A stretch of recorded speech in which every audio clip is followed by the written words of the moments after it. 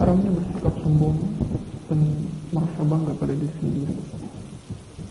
Allah Ta'ala berfirman, perumahan akhirat itu kami jadikan untuk orang-orang yang tidak berbuat sewenang-wenang di bumi dan tidak melakukan kerusakan. Sedang kesudahan yang baik adalah untuk orang-orang yang bertakwa. Surat Al-Qasas ayat 83. Allah Ta'ala berfirman pula, dan janganlah engkau berjalan di bumi dengan sombong. Surat Al-Isra ayat 37. Kemudian Allah Ta'ala berfirman lagi, janganlah engkau memalingkan muka dari para manusia sebab kesombongan, dan janganlah berjalan di bumi dengan takabur. Sesungguhnya Allah itu tidak suka kepada setiap orang yang sombong dan membanggakan diri. Surat Luqman ayat 18.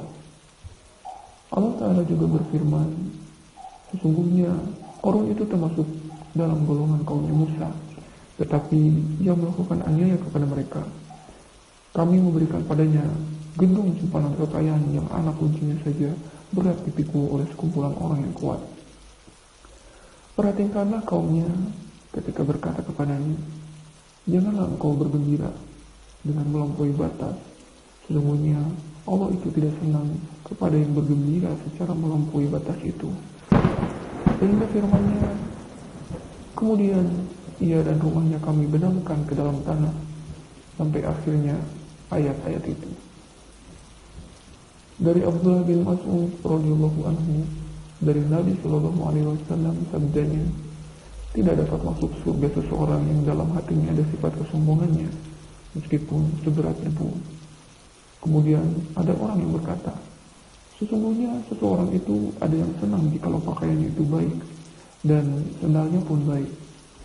Beliau subhanahu wa ta'ala lalu bersabda, sesungguhnya Allah itu maha indah dan mencintai keindahan. Kesombongan itu ialah menolak kebenaran dan menghinakan orang banyak. Hadis riwayat Muslim. Salamah bin Al-Aqra radhiyallahu anhu, bahwasanya ada seorang lelaki makan di sisi Rasulullah sallallahu alaihi wasallam dengan menggunakan tangan kirinya. Lalu beliau bersabda, makanlah dengan menggunakan tangan kananmu. Orang itu berkata, saya tidak dapat makan sedemikian itu. Beliau sallallahu alaihi wasallam bersabda, tidak dapatkah engkau? Ia berbuat sedemikian itu tidak ada yang mendorongnya, melainkan kesombongannya juga.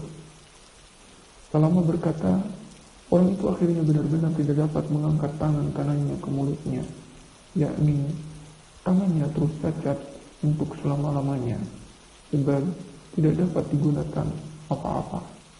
Hadis riwayat Muslim. Dari Harithah bin Wahab radhiyallahu anhu, katanya, saya mendengar Rasulullah sallallahu alaihi wasallam bersabda, tidaklah saya memberitahukan padamu semua siapakah ahli neraka itu? Mereka itu ialah orang yang keras kepala, suka mengumpulkan harta, tetapi enggan membelanjakannya untuk kebaikan, lagi bersikap sombong. Muttafaq alaih. Keterangan hadis ini telah diuraikan dalam bab golongan orang-orang lemah dari kaum muslimin. Dari Abu Sa'id Al-Khudri radhiyallahu anhu, dari Nabi sallallahu alaihi wasallam sabdanya, surga dan neraka berbantah-bantahan. Neraka berkata, di tempatku ada orang-orang yang gagah-gagah, suka memaksakan kemauannya pada orang banyak, orang-orang yang sombong. Surga berkata, di tempatku adalah orang-orang yang lemah dan kaum miskin. Allah kemudian memberikan keputusan antara kedua makhluk itu. Firman-Nya, sesungguhnya engkau surga adalah kerahmatanku, dan dengan mula aku merahmati saja yang kuhendaki. Sedang sesungguhnya engkau neraka adalah siksaku yang dengan mula aku menyiksa siapa saja yang ku kehendaki. Masing-masing dari keduanya itu atas tanggungan pula perkara isinya. Hadis riwayat Muslim. Abu Hurairah radhiyallahu anhu, bahwasanya Rasulullah sallallahu alaihi wasallam bersabda, Allah tidak akan melihat pada hari kiamat nanti kepada seseorang yang menarik sarungnya, yakni memanjangkan pakaiannya sampai ke bawah kaki dengan tujuan karena kesombongan. muttafaq alaih. Dari Abu Hurairah radhiyallahu anhu berkata,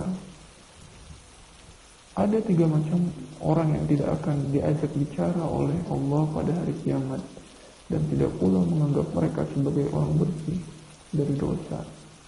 Juga tidak hendak mereka melihat mereka itu, dan bahkan mereka akan memperoleh siksa yang pedih sekali, yaitu orang tua yang berzina, raja atau kepala negara yang suka berbohong, dan orang miskin yang sombong. Hadis riwayat Muslim. Dari Abu Hurairah radhiyallahu anhu pula katanya, Rasulullah sallallahu alaihi wasallam bersabda, Allah azza wa jalla berfirman dalam hadis qudsi, kemudian adalah sarungku, kemuliaan dan kesombongan adalah selendangku. Maka barang siapa yang mencabut salah satu dari kedua pakaianku itu, maka pastilah aku menyiksa padanya. Artinya, mencabut ialah merasa dirinya paling mulia atau berlagak sombong. Hadis riwayat Muslim. Dari Abu Hurairah radhiyallahu anhu pula bahwasanya Rasulullah sallallahu alaihi wasallam bersabda, pada suatu ketika ada seorang lelaki yang berjalan dengan mengenakan pakaian yang merasa heran dan takjub, bangga dengan dirinya sendiri. Ia menyisir rapi-rapi akan rambutnya, lagi pula berlagak sombong di waktu berjalan. Tiba-tiba Allah membenamkannya, maka ia tenggelamlah dalam bumi sehingga sampai pada hari kiamat. Muttafaq alaih. Salamah bin Al-Aqra radhiyallahu anhu katanya, Rasulullah sallallahu alaihi wasallam bersabda, tidak henti-hentinya seseorang itu menyombongkan dirinya sehingga dicatatlah ia dalam golongan orang-orang yang congkak, maka akan mengenai pada orang itu bahaya yang juga mengenai golongan manusia yang congkak.